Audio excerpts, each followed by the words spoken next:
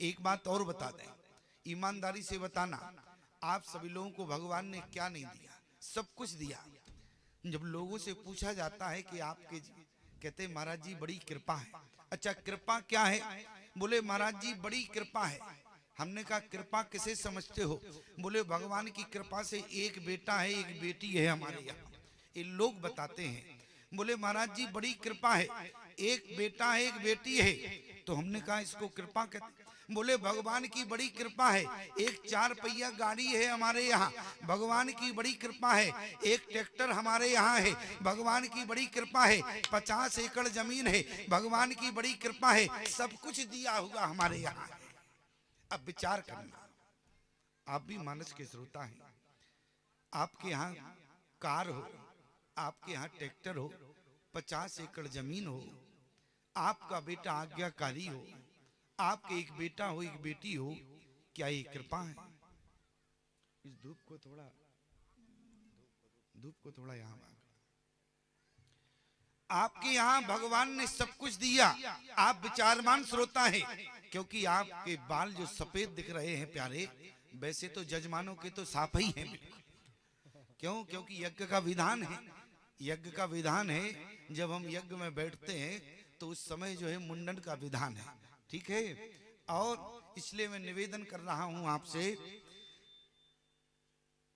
कि आप सभी लोग अनुभवी हैं, ईमानदारी से बताना, यदि आपके यहाँ सब कुछ है, क्या ये भगवान की कृपा है? यदि आपका पास भगवान का दिया हुआ सब कुछ है, आज हमारी बात को कान खोल कर सुनना, आपके पास भगवान का दिया हुआ सब कुछ है, ये भगवान की कृपा नहीं है, ये तो आपके जीवन का प्रारब्ध है। जो आपके पास है वो प्रारब्ध के कारण है। लेकिन याद रखना, बोले ये सर्वावत अरे अति कठिनाई, और राम कृपा बिनु आई न जाई। आज यहाँ पर आप हैं, ये भगवान की कृपा है। ईमानदारी से बताना, गोस्वामी जी ने क्या कहा? बोले बड़े भागे मानुष तन पावा, सुर दुर्लभ सब ग्रंथ गावा। गोस्वामी जी ने उत्तरकांड में मानस में लिखा है कि बड़े भाग पाए, बड़े भाग मानुष तन पावा। लेकिन विचार करना, मनुष्य का तन जो है वो बड़भागी है। और प्यारे, मनुष्य का तन बड़भागी है। लेकिन गोस्वामी जी ने एक जगह और लिखा है कि वहां पर स्वयं राम जी कहते हैं तारा से, बोले चित जल पावक अरि गगन समीरा, और पंच रचितवती अधम शरीरा। तो ईमानदारी से बताओ कि हम बड़भागी किस मनुष्य को माने और किस मनुष्य को अधम माने? ये समस्या है कि नहीं आपके साथ? और देखो 2 मिनट में समस्या का समाधान होगा। क्या समस्या है? कौन मनुष्य बड़भागी है और कौन सा मनुष्य का शरीर? बोले चित जल पावक गगन समीरा, और पंच रचित अति अधम शरीरा। मनुष्य शरीर को अधम भी कहा है और मनुष्य शरीर को बड़भागी कहा है। अब विचार हमें करना है कि कौन सा मनुष्य शरीर जो है वो बड़भागी है और कौन मनुष्य शरीर जो है अधम है। बड़भागी कौन है और कौन अधम है, जरा विचार करना। बाली के लिए भगवान ने कहा है, बोले चित जल पावक अरि गगन समीरा, और पंच रचितवती अधम शरीरा।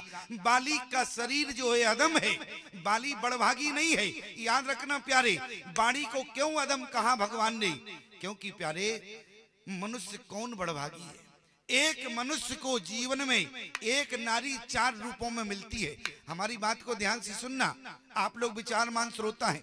एक मनुष्य को एक नारी 4 रूपों में मिलती है। एक मनुष्य को नारी जीवन में 4 रूपों में मिलती है। एक तो माँ के रूप में नारी मिलती है, एक प्यारे बेटी के रूप में मिलती है, एक पत्नी के रूप में मिलती है, एक बहन के रूप में मिलती है। लेकिन विचार करना प्यारे, बोले बड़भागी कौन मनुष्य है जो चारों नारियों से अलग अलग धर्म का व्यवहार करता है, और अधम कौन है जो चारों नारियों से एक जैसा व्यवहार करे? प्यारे, वो शरीर अधम है। कौन अधम है? बोले चित जल पावक अरे गगन समीरा ओ पंच रचितवती अधम शरीरा। बाली को भगवान ने अधम बताया। क्यों? क्योंकि बाली में कौन सा गुण था प्यारे? बाली के लिए भगवान ने यही कहा, जिस समय बाली ने कहा प्रभु हमारे अपराध क्या है, हमारे अपराध क्या हैं? आज जो आप अपराध की बात कर रहे हो, बोले मैं पशु जाति में हूं और पशुओं में बहन बेटी का विचार नहीं होता। क्यों? पशुओं में बहन बेटी का विचार होता है क्या? पशुओं में बहन बेटी का विचार नहीं होता। लेकिन याद रखना, भगवान ने कहा बाली खामोश हो जाओ। अभी मेरे सामने व्याख्या क्या किया तुमने? बाली ने कहा प्रभु हमने क्या कहा आपसे? बोले भगवान ने क्या कहा? अभी अभी तुमने क्या कहा? बोले धारा मोहे तो अवतारे हो गुसाई, मारे मोहे ब्याद की नाई, मैं बैरी सुग्रीव प्यारा, ओ अब गुण कवन नाथ मुहि मारा। मैं अधम शरीर की व्याख्या कर रहा हूँ, ठीक से सुनना, प्रसंग नहीं सुना रहा हूँ, केवल बात बता रहा हूँ। भगवान ने कहा कि बाली अभी तो तुम कह रहे थे, अभी तुम हमारे सामने हमारे मुख पर धर्म की व्याख्या कर रहे थे तो तुम धर्मात्मा बनने लगे, और जब मैंने पाप बताए तो तुम पशु बन गए। बाली जरा विचार करो, क्या तुम धर्मात्मा हो? बाली सुन रहे। बाली के कान में भगवान की वाणी गई। बाली कहने लगा प्रभु अब इतना तुमने बताई दिया है तो कम से कम हमारे पाप भी बता दो। बाली का क्या उद्देश्य था भगवान से कहने का? कभी विचार किया आपने? बाली को लोग शत्रु मानते हैं, मैं मानता हूं कि बाली शत्रु है, बाली कुकर्मी है, लेकिन जरा बाली के हृदय की आत्मा तो देखो। बोले हृदय प्रीत मुख बचन कटोरा, बोला चितए राम की ओरा। क्या कहा? बोले पुण्य पुण्य चितए चरण चित दीना, सुफल जन्म माना प्रभु चीना। आज जिस समय बाली के कलेजे में बाण लगा प्यारे, बाली जमीन पर गिर पड़ा, लेकिन जब बाली के कान में भगवान का बाणी रूपी बाण गया तो बोले पुण्य उठो बैठ देख प्रभु आगे। जब भगवान ने बाली को धनुष के द्वारा बाण दिया तो बाली के कलेजे में लगा तो बाली जमीन पर गिर गया। क्यों प्यारे? बाली के कलेजे में जब बाण लगा तो बाली जमीन पर गिरा। भगवान ने कहा कि सुग्रीव जरा देखो तुम्हारा भाई बाली मर गया क्या? और जैसे ही भगवान की वाणी गई तो अभी सुग्रीव देख नहीं पाया, तो गोस्वामी जी ने क्या कहा? पुण्य उठ बैठ देख प्रभु आगे। सुग्रीव ने कहा प्रभु अभी मरा नहीं है, अभी तो जिंदा है। क्यों? सांस चल रही है, सांस ही नहीं, इतने में बाली उठकर बैठ गया। भगवान ने कहा कि सुग्रीव क्या बाली मरा नहीं था हमारे बाण से? सुग्रीव कहने लगा प्रभु अब इसको दोबारा बाण मारो, दोबारा मारना पड़ेगा। भगवान ने कहा कि देखो सुग्रीव हम एक ही बार मारते हैं, और मैंने प्रतिज्ञा क्या की थी बाली से मारने के लिए? सुग्रीव ने कहा प्रतिज्ञा कोई भी हो प्रभु, दूसरा बाण मारना पड़ेगा।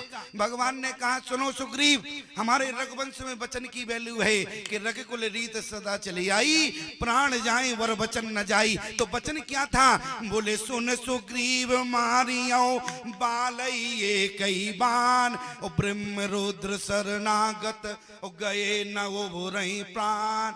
आज भगवान ने कहा कि सुग्रीव मेरे रघुवंश की प्रतिज्ञा है, जो वचन हो उसको निभाते हैं, और मैंने यही प्रतिज्ञा की थी तुम्हारे समक्ष कि सुग्रीव मैं एक बाण से बाली को मार दूंगा। मैंने एक बाण चलाया, बाली मर गया, फिर जिंदा कैसे हो गया प्रभु ये तो बताओ। आपने एक बाण मारा, बाली मर गया, लेकिन फिर जिंदा कैसे हो गया?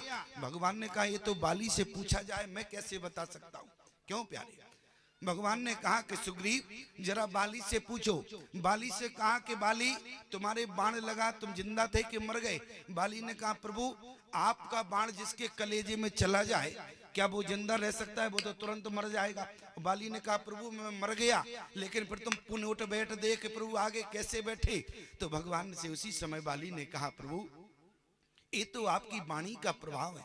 भगवान ने कहा हमारी वाणी का प्रभाव? सुग्रीव ने कहा प्रभु आपके बाण की ताकत तो हमने देखी, लेकिन वाणी की ताकत क्या है? बाली ने कहा मैं बताता हूँ क्या है भगवान के वाणी की ताकत। बोले मृतक जिया बन अरे गिरा सुहाई, ओ श्रवण रंद होई और जबवाई। भगवान की वाणी किसी के कानों के द्वारा, अरे मरे हुए शरीर में भी यदि कान के द्वारा हृदय में जाती है तो पुणे उठो बैठ देख प्रभु आगे। इसलिए बाली ने कहा प्रभु ये तो आपकी वाणी का प्रभाव है। सुग्रीव ने कहा प्रभु जब आप अपनी वाणी को जानते थे तो तुम चुप बने रहते, क्यों बोले? अरे मौन बने रहते, आपने क्यों कहा? वाणी का प्रयोग किया, आपको मौन रहना चाहिए था। इसलिए प्रभु अब एक निवेदन है, बाली को जल्दी से दूसरा बाण मारो। भगवान ने कहा देखो मरना होता तो एक ही बाण में मर जाता, लेकिन अब मरा तो है नहीं, तो अब दूसरा बाण नहीं चलाएंगे। इसका मतलब हुआ कि भगवान का बाण खा के बाली सुधर गया, बाली सुधर गया। और एक बात और बताएं प्यारे, एक संत ने मानस के 7 कांडों को बड़ा विस्तृत तरीके से जो है भाव दिया।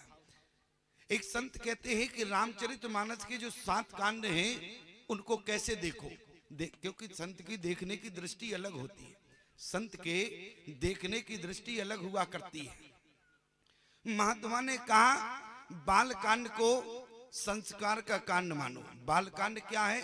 बोले संस्कार का कांड है। अच्छा संस्कार का कांड क्यों है? क्योंकि भगवान का जन्म हुआ और जन्म के बाद जो है बोले सबसे पहले भगवान का नाम संस्कार हुआ, फिर जनेऊ संस्कार हुआ, फिर दीक्षा संस्कार हुआ, फिर विवाह संस्कार हुए। भगवान के अधिकांश संस्कार जो है वो बाल कांड में हुए, इसलिए संस्कार का कांड है बोले बाल कांड। बोले फिर अयोध्या कांड, बोले अयोध्या कांड को कहते हैं स्वीकार का कांड। स्वीकार है, क्या स्वीकार है? विचार करना। जिस समय अयोध्या का पूरा राज्य, शाम को अयोध्या में चर्चा हुई कि बोले अयोध्या का पूरा राज्य जो है राम को दिया जाता, अयोध्या के युवराज जो है राम बनाए जाएंगे। और निर्णय हुआ, राम के कानों में आवाज गई, लेकिन ईमानदारी से बताना तो राम ने अयोध्या के राज्य को स्वीकार किया कि नहीं किया? बोले यदि पिता की आज्ञा है कि निर्प जुबराज राम कहूं देहु, जीवन जन्म लाहु किन लेहु, तो राम को अयोध्या का राज्य स्वीकार है। और जैसे ही भोर के समय समाचार मिला कि अब अयोध्या का राज्य नहीं मिलना है, 14 वर्ष को वनवास जाना, तो राम जी के द्वारा विरोध उत्पन्न नहीं हुआ। अरे शाम को राज्य स्वीकार था और सुबह कहा गया कि राज्य नहीं मिलेगा, अब तो तुम्हें 14 वर्ष का वनवास मिलेगा, तो भी राम जी ने कहा बोले स्वीकार है। मैं आपसे निवेदन करूं, यहाँ पर राज्य मिला तो स्वीकार है, वनवास मिला तो स्वीकार है। इसलिए संत ने कहा अयोध्या कांड जो है वो स्वीकार का कांड है। याद रखना प्यारे, जब आपके जीवन में अच्छा संस्कार होगा, ईमानदारी से बताओ, आज मैं देखता हूं कि समाज में अपनी संतान को लोग संस्कार नहीं देते हैं। क्या देते हैं? बोले कार देते हैं। क्या देते हैं? कार देते हैं। ईमानदारी से बताना, आप पिता हैं, अपने बेटे को कार खरीद के देते हैं तो क्या होता है? कार मकान सब बिक जाता है। यदि तुमने अपने बेटे को, मेरी बात को ध्यान से सुनना, क्योंकि लोग सोच रहे होंगे हमने अभी तक तो कार दिलाई नहीं अपने बेटे को। ईमानदारी से बताना, अभी कल मेला लग जाएगा यहाँ और खिलौना बिकेंगे, तो उसमें नाती सबसे पहले कार मांगता है कि नहीं? क्यों प्यारे? यदि तुम्हारा नाती होगा या बेटा होगा, आप उंगली पकड़ के मेला दिखाने आते हो, मेरा कहने का मतलब है बचपन में तुमने अपने नाती को कार दिलाई, बचपन में तुमने अपने बेटे को कार दी, लेकिन संस्कार नहीं दिया। याद रखना, तुमने तो अपने बेटे को वो कार दी प्यारे जिसका जीवन में यापन नहीं हो सकता। आप कार की जगह अपनी संतान को बचपन में संस्कार देना प्यारे, बचपन में वो तुम्हें कार खड़ी कर देगा। तुमने तो ओरिजिनल कार नहीं दी प्यारे, तुमने तो केवल खिलौना दिया है। यदि तुमने बचपन में अपनी संतान को कार की जगह का संस्कार दिया तो महात्मा गारंटी लेता है कि बचपन में वो तुम्हें ओरिजिनल कार में बिठाएगा। इसलिए प्यारे संस्कार को महत्व देना, कार को नहीं देना। अच्छा जरा विचार करो, जिस समय बाल कांड संस्कार का कांड है, अच्छा जब संस्कार मिला राम जी को दशरथ जी के द्वारा जब अच्छा संस्कार प्राप्त हुआ तो अयोध्या कांड में सब स्वीकार हो गया कि नहीं हुआ? क्यों प्यारे? अच्छा या बुरा स्वीकार किया राम जी ने, ये अयोध्या कांड दर्शाता है। और याद रखना कि जीवन में जब आपको स्वीकार होगा तब आपको जीवन में सत्संग मिलेगा। अरण्य कांड को संतों ने कहा है ये सत्संग का कांड है, क्योंकि राम जी जब वन में गए तो प्रभु अगस्त सत्संग बखाना, बोले वहां राम जी को अरण्य कांड में सत्संग मिला। और विचार करना, जब व्यक्ति के जीवन में भरपूर सत्संग मिलता है तो ईमानदारी से बताओ सत्संग पाकर व्यक्ति के जीवन में सुधार होता कि नहीं होता? सत्संग को पाकर व्यक्ति सुधरता है कि नहीं? जब सत्संग का कांड अरण्य कांड है तो उसके बाद जो कांड आया उसका नाम है किष्किंधा कांड। तो किष्किंधा में क्या हुआ? बोले जब जीवन में सत्संग मिला तो बोले किष्किंधा कांड में सब अपने आप सुधर गए। कौन सुधरे? बोले सबसे पहले तो सुग्रीव सुधर गया, दूसरा बोले बाली सुधर गया। मैं आपसे निवेदन करूं, जीवन में जब आपके सुधार हो जाएगा, किष्किंधा कांड को सुधार का कांड कहते हैं, याद रखना प्यारे। इसके बाद आता है सुंदर कांड, और सुंदर कांड को कहते हैं संवाद। क्यों? क्योंकि जब आपके जीवन में सुधार होगा तो ईमानदारी से बताना आगे की समस्या को आप विवाद से निपटाएंगे कि संवाद से? पहले संवाद करेंगे कि नहीं करेंगे, इसके बाद में विवाद। और जब संवाद से बात नहीं बनेगी तब आप विवाद से, मेरा मतलब है तब आप विवाद करेंगे। और भगवान ने सबसे पहले संवाद हुआ सुंदर कांड में, विवाद हुआ लंका कांड में, याद रखना। इसके बाद उत्तर कांड में राम जी राजा बने। मैं आपसे निवेदन कर रहा था कि भगवान का बाण जिस समय बाली को लगा तो बाली भगवान का बाण लगते ही सुधर गया। क्या सुधरा? बोले हृदय प्रीत मुख हरि बचन कठोरा, बोला चितय राम की ओरा। बोले धर्म हेतु अवतरे गुसाई, मार्यो मोह व्याध की नाई। मैं बैरी सुग्रीव प्यारा, ओ अब गुण कवन नाथ मोह मारा। प्रभु संसार यही कहेगा कि आपने बाली को अनाचारी समझ के मार दिया। बोले सुग्रीव से मित्रता की, सुग्रीव का शत्रु था भाई बाली, इसलिए आपने बाली को मार दिया। भगवान ने कहा बाली खामोश रहो। बाली ने कहा खामोश से काम नहीं चलेगा, बोले पाप बताना होगा। भगवान ने कहा अभी बताते हैं 2 मिनट में। भगवान ने क्या कहा? बोले अनुज, भगवान क्या कहने लगे? बोले अनुज बधू भगनी सुत नारी, सुन सट कन्या समये चारी। भगवान ने क्या कहा?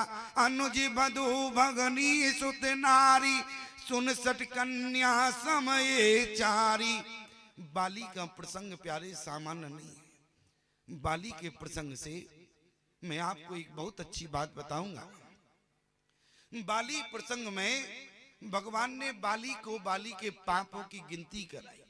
बोले अनुज बधू, अनुज कहते हैं भाई, और बधू पत्नी, भाई की पत्नी कौन? बोले सुग्रीव की पत्नी रोमा को क्या किया? एक प्रमाण तो सब जानते हैं कि सुग्रीव की पत्नी को बाली ने छीन लिया था। और बोले अनुज बधू भगनी, भगनी कहते हैं बहन को, शब्द को ध्यान से सुनना।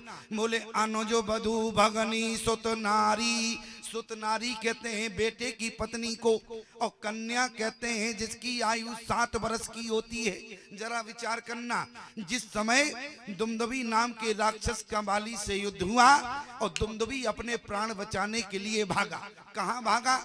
संसार में सबके पास गया, किसी ने दुमदुभी नाम के राक्षस की मदद नहीं की। क्यों? क्योंकि बाली से युद्ध हो रहा था। और उसी समय दुमदुभी नाम का राक्षस पाताल लोक में गया, जहां पर प्यारे बाली पीछे दुमदुभी के जब भागा तो पाताल लोक में गया। और दुमदुभी की मदद जो है पाताल लोक में नागों ने बहुत किया। और नागों ने क्या मदद की? बोले बाली को इतना डसा कि बाली जो है सर्पों का जहर तो पचा गया, लेकिन बाली के शरीर में कोढ़ हो गया। और बाली के शरीर में जिस समय कोढ़ हो गया तो बाली ने कहा यदि ऐसा शरीर लेकर पंपापुर जाएंगे तो हंसी होगी, इसलिए बाली ने कहा कि हम स्वास्थ्य लाभ लेंगे। कहाँ जाएंगे? बोले अपने पिता इंद्र के यहाँ, जब तक एक कोढ़ ठीक नहीं हो जाएगा तब तक मैं पंपापुर नहीं जाऊंगा। और बाली और वहां से जैसे ही पाताल लोक से जा रहा था उसी समय राजा बलि की बेटी रत्ना, जिसकी उम्र 7 वर्ष की थी, इसने रत्ना को देखा, दृष्टिपात किया। याद रखना प्यारे, पहला अपराध हुआ। बाली ने रत्ना बलि, आज राजा बलि की बेटी रत्ना को देखा, दृष्टिपात किया, पहला पाप। और जैसे ही इंद्र के यहाँ गया, अपने पिता के यहाँ, स्वास्थ्य लाभ लिया, कोढ़ ठीक हो गया, वहां से चलने लगा। इंद्र की बेटी विद्युत ज्वाला को इसने देखा। ईमानदारी से बताना, बाली इंद्र का बेटा है, तो इंद्र की बेटी बाली की बहन हुई कि नहीं हुई? और क्या है? बोले अनुजो बधु भगनी सुत नारी। भगनी, भगनी कहते हैं बहन को। और बाली ने प्यारे जैसी इंद्र की बेटी विद्युत ज्वाला को देखा, दृष्टिपात किया। याद रखना, वहां से जैसे पंपापुर आया, पंपापुर में आकर बोले अंगद की पत्नी सांदवी सरोवर में स्नान कर रही थी। बाली ने देखा, दृष्टिपात किया। और प्यारे, और जैसे ही जो है बाली इसके बाद पंपापुर में प्रवेश हुआ। 3 पाप मैंने आपको बताए। एक पाप सुग्रीव की पत्नी को छीना। बाली ने कहा प्रभु क्या बात करते हो?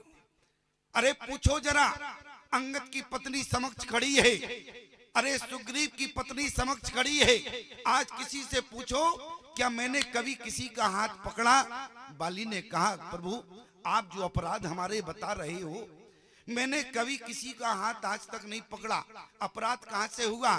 भगवान ने कहा खामोश बाली, तुम अपराध की बात करते हो? अरे तुम्हारे अपराध यदि समाज ने देखे होते तो समाज तुम्हें उसका दंड देता। तुम्हारे समाज ने अपराध नहीं, तुम्हारे अपराध तो भगवान ने देखे हैं, इसलिए तुम्हें दंड देने के लिए ये परमात्मा को आना पड़ा। जरा विचार करना प्यारे। सुग्रीव ने कहा अरे गजब हो गया, हमारे भाई ने इतने पाप किए। मैं तो सोचता था केवल जो है हमारी पत्नी को छीना है, अरे इतना बड़ा पापी हमारा भाई बाली है। भगवान ने कहा कि बाली तुमने किसी का हाथ नहीं पकड़ा, मैं जानता हूं, लेकिन याद रखना प्यारे भगवान की नजर में अपराध क्या है? भगवान कहने लगे कि बाली तुमने किसी का हाथ तो नहीं पकड़ा, लेकिन बोले इन्हीं कुदृष्टि बिलो कहीं जो ताए बधे कछु पाप न होई। बाली तुमने इनके ऊपर गलत दृष्टि डाली। याद रखना प्यारे, जीवन में यदि हम चारों के साथ गलत दृष्टि भी डालते हैं तो हमें बाली जैसा अपराध लगता है प्यारे। और बाली ने क्या किया? बोले इन्हीं कुदृष्टि बिलो कहीं जोई ताए बधे कछु पाप न होई। इसलिए भगवान ने कहा मारा चैस अधम अभिमान, आज मैंने तुम्हारा इसलिए वध किया है। आज तारा से यही कहा कि तारा जिस पति के लिए तुम रो रही हो वो पति क्या सामान्य है? बोले छिति जल पावा के अरे गगन समीरा, ओ पंच रचित अति अधम शरीरा। क्योंकि तुम्हारा बाली जो पति है वह बहुत बड़ा अपराधी है, क्योंकि दृष्टि पाप जो है बाली को लगा हुआ था। इसलिए प्यारे हमें दृष्टि पाप से बचना चाहिए। मैं केवल निवेदन करना चाहता हूँ, एक पुरुष को नारी 4 रूपों में मिलती है, माँ के रूप में, बहन के रूप में, बेटी के रूप में और प्यारे पत्नी के रूप में। मनुष्य बड़भागी कौन है? जो चारों के साथ अलग अलग व्यवहार करे, जो चारों के साथ एक जैसा व्यवहार करे, वो शरीर अधम है प्यारे। इसलिए बाली को बड़भागी नहीं कहा। बोले चित जल पावक गगन समीरा और पंच रचित अधि अधम शरीरा। बड़भागी कौन है? वो मनुष्य बड़भागी है जो चारों स्त्रियों के साथ अलग अलग व्यवहार करता है। आज विचार करना प्यारे, भगवान की कृपा क्या है? किस मनुष्य पर भगवान की कृपा है? बोले यही सर आवत अति कठिनाई और राम कृपा बिनु आए न जाई।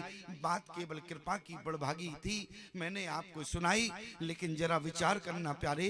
आज माँ पार्वती वही प्रश्न पूछती हैं, बोले कथा जो सकल लोक हितकारी, और सोई पूछन चय शैले कुमारी।